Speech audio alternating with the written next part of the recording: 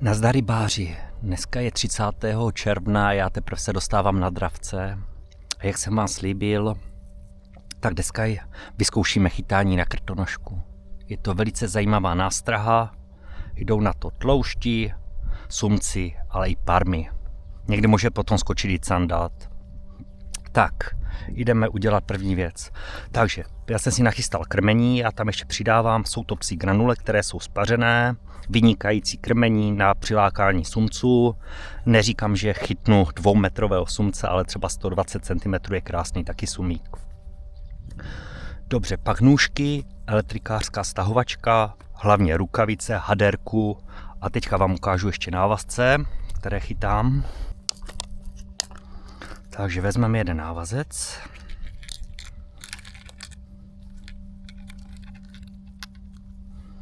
Takže používám trojháček, anebo může být jednoháček větší. Já tentokrát jsem neměl jednoháčky velké, tak jsem použil ten trojháček a dá se to taky. Klasicky pletená šňůra plus fluorokarbon 50. Nic těžkého, velice jednoduchá montáž. Nemotá se, hlavně je krátká, aby se nemotala. To je to důležité, protože krtonožka se strašně ve vodě hýbe. No, už mám z toho nepříjemný pocit, jak ho budu dávat na háček, ale snad to zvládnu. Tak jdeme na to, jdeme vytahovat krtonožku. Tak mám tu všechno nachystané. První rukavice. Bez rukavic to nejde, krtonožka dokáže dobře pokousat. Rukavice, haderku dopředu, abych si mohl přitisknout tu krtonožku a jdem na to. To je nepříjemné. Tak, trošku jsem jim tam dal víc vody, tak nějakou najdem. Tady se už jedna hýbe. Tak ji trošku odhážeme listí s tadyma. Voní to tam krásně. Tady už lezu, tam se hýbu. Už dlouho jsem to nenapichával. Tak, jedna tady je, jedna jsem je další skoval, kterou nejlepší chytnu.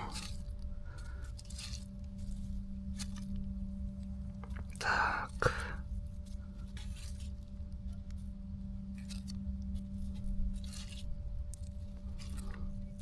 Tak než ho vytáhneme. Oni se tak pěkně skovali, to je neuvěřitelné. Když člověk chce chytit, tak se skovalí. Tak vylejeme vodu s tama. Já jsem tam dal dost vody.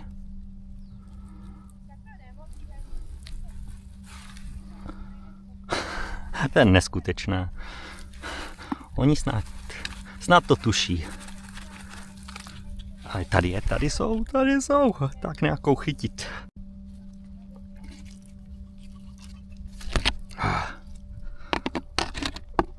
Tak dáme to takto opačně, tak. Chytneme ju tak. Vezmeme si haderku. Ono je nejlepší, když to jeden drží a jeden to napichává. Tak je to nejlepší, ale bohužel, jak je tady člověk sám. No, teď se mě ještě ztratí, tak, když je tu člověk sám, tak ta krtonožka je fakt živá strašně. A to už mám fakt nachytané asi přes 3 týdny. Tak nic.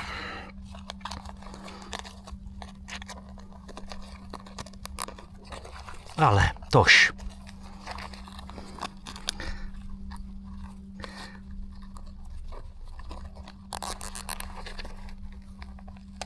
Tak běž tam. Nechci tě poničit. Ono se dá nastražit krtonožka, jenom že ji napichnete na háček. Ale to není dobré, protože ona se poničí. Lepší je tady jí dát takový obojek. A teď už ho mám chycenou. Všimněte si, jak krtonožku mám chycenou. To je sranda. To je zážitek, to napichávání. Věřte tomu. To je neskutečné. Už se uklidnila trochu, tak jeho. Jenom ať ve vodě pracuje. Takže tohle mám. Tahuju ještě víc, teď vezmu klasické nůžky na nehty, to je nejlepší, jenom vezmu tak, a jenom k střínu. Mohly být větší, ale silnější. Tak, už to je. Tak. Krtonožka má obojek. Tak, heleme. Pojďme na to. Teď vezmu ten trojháček. Pozor, kouše, fakt, teďka jsem to cítil, jak mě chtěla hryznout.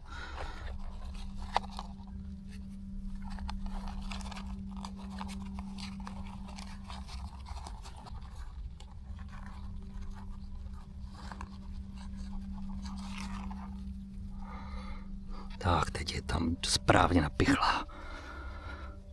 Takhle. Tak. Jinak to nešlo.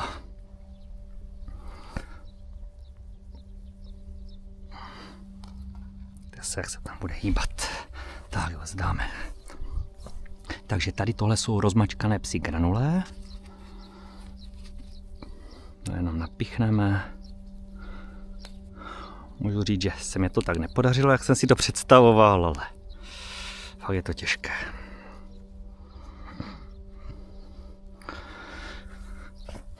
No, tohle poskováváme, ať nám neutečou krtonožky. A ještě vám to jednou ukážu všechno, jestli snad to jde vidět, jaká je to potvora.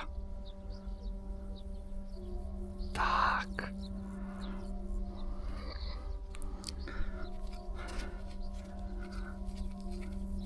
Mám tady ještě myší bobek, který vlastně mám jako trošku zarážku, když by byl záběr tak, aby sumec, aby se trochu přisekl a já ho pak už jenom jemně doseknu. Je to samozřejmě průběžná montáž, dá se s tím myším bobkem krásně hýbat. Takže to dáme asi tak, ten půl metřík, když by to bude stačit. Tak, rukavice dolů a krtonožka jde do vody. Tak, pravou udicu mám už nahoděnou, tu jsem nahodil na kapry, protože nevím, jak dlouho mi vydrží a 3 krtonožky dneska. Bude 8 hodin, nebo už je asi, než jsem to napichl. Tak a krtonožka už poletí do vody.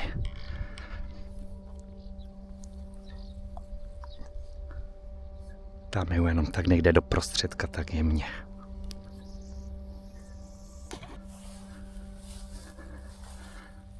Tak, táhnem. Tak, zvedneme pořádně toto.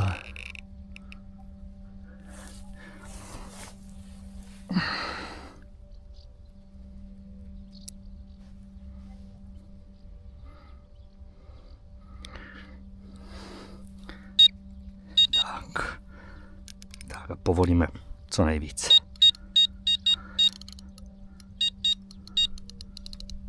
Tak, aby nám to neujíždělo, ale to můžu ještě přidat tak. Tak, ať to má spíš trošku povolené. Tak, ještě trošku takhle. A jsou zvědaví, co přijde na krtonožku. Je právě za 10 minut půlnoc, zavítal jsem krtonožku, už tohle už je druhá, co jsem nastražil, už je utopená. První jsem měl v 8 hodin jsem nahazoval a zhruba v 10 hodin jsem mu vytahoval a tam už byla úplně ožraná celá. A táto byla zhruba v těch 10 hodin večer a teďka je za 10 minut půlnoc a ani kontakt nebyl žádný. Na kaprovou udicu na boj, když jsem měl jeden padák, ale dneska je velice slabé, no, tak jsem vám chtěl ještě ukázat tu krtonožku, jak vypadá, teď už je utopená, ale je to strašné monstrum, teď už je taková chudá úplně, už není tak nafoukla, tak. I to se stává, že se někdy nedá chytit, každý den není posvícení. Takže dneska jsem bez rybka. Takže nevadí.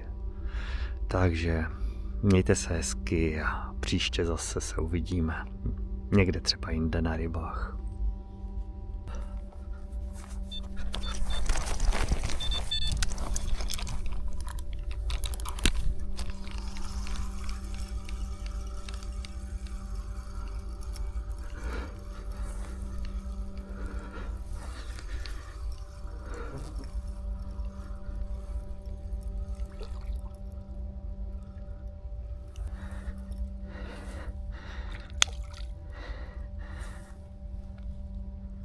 Cejn.